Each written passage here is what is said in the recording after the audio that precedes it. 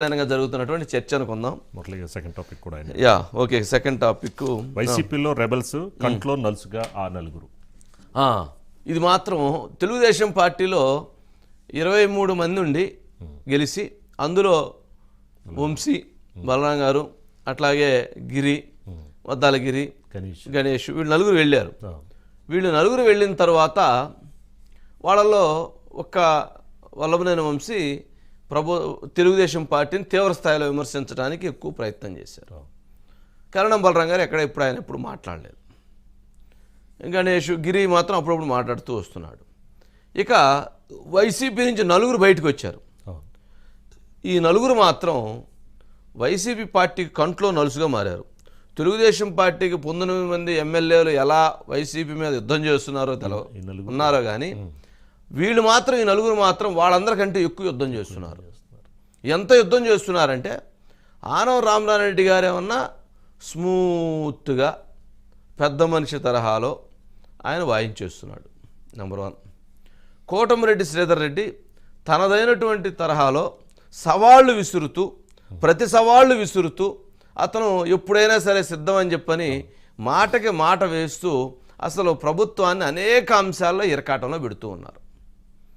Okay, అంటే rebel politics చేస్తున్నారు కోటమిరెడ్డి. ఇక మేకపాటి చంద్రశేఖర్ రెడ్డి గారు రోడ్డు మీద పాలిటిక్స్ చేస్తున్నారు. రోడ్డు మీద పాలిటిక్స్ ఆయన ఎట్లాంటిదంటే అది మనం చూస్తే ఆ కుర్చీలు వేసుకొని కూర్చున్నది రోడ్డు మీద పాలిటిక్స్ అయ్యి ఇక అది స్ట్రీట్ పాలిటిక్స్ అనమాట. ఇక వాటికి మించిన పాలిటిక్స్ ఇంకెవరు చేయరు.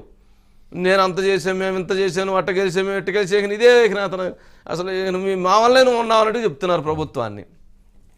ఇక 4th శ్రీదేవి గారిది తనకు జరిగినటువంటి అన్యాయం, తన క్యాస్ట్కు జరిగినటువంటి అన్యాయం, ఒక మహిళకి జరిగినటువంటి అన్యాయం, అసలు భారతదేశంలో ఇంతకంటే ఎవరికి అన్యాయం జరగలేదంటే తన వాయిస్ని ఇచ్చేస్తున్నారు.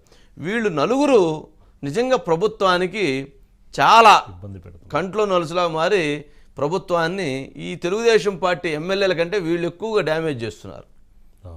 ఇది ఫ్యాక్ట్. అది వెళ్ళిపోయింది జనంలోకి. వీళ్ళు నలుగురు చెప్తుంది వెళుతూ ఉంది, ఆగట్లా.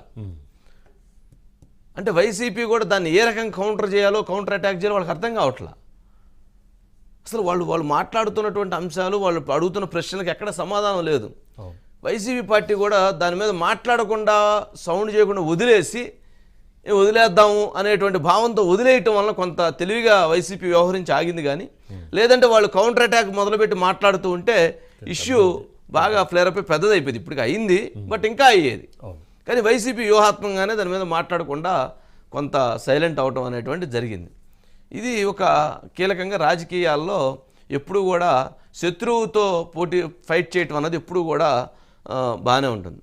కానీ పక్కన మనతో పాటు కలిసి ట్రావెల్ చేసినటువంటి వాళ్ళతో మనం యుద్ధం చేయాలనుకున్నప్పుడు మన వెనకమాల ఎన్ని ఘాట్లు ఉన్నాయి, మనకి యూపీ మీద ఎన్ని మచ్చలు ఉన్నాయి, మనం చేసినటువంటి పాపాలేంటి, మనం చేసినటువంటి పుణ్యాలేంటి అనేది వీళ్ళకి ఎక్కువ తెలుసు. అందుకని వీళ్ళతోటి యుద్ధం చేయటం అన్నది అంత కష్టసాధ్యమైనటువంటి విషయం, అంత సులభమైనటువంటి విషయం కాదు. కావున మరి రాజకీయాల్లో ఎట్లా ఏం జరుగుతుంది అనేది చూద్దాం ఒకసారి. మురళి, ఏంటి మొత్తానికి నలుసుగా మారినట్లున్నారు సార్?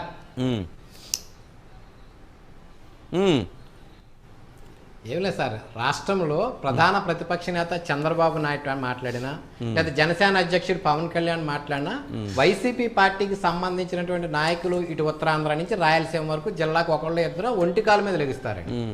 అటువంటి పెద్ద పెద్ద నాయకులు మాట్లాడినప్పుడు అసలు లెక్క చేయకుండా విమర్శించేటువంటి వైసీపీ నాయకులు మాత్రం ఎవరైతే రెబల్ ఎమ్మెల్యేలు మాట్లాడినప్పుడు అసలు ఎక్కడా మాట్లాడలేదు. కనీసం సొంత జిల్లాలో కానీ సొంత నియోజకవర్గంలో కానీ ఎవరు బయటకు వచ్చి వాళ్ళు చెప్పింది తప్పని చెప్పట్లేదు, వాళ్ళ విమర్శలను ఖండించట్లేదండి.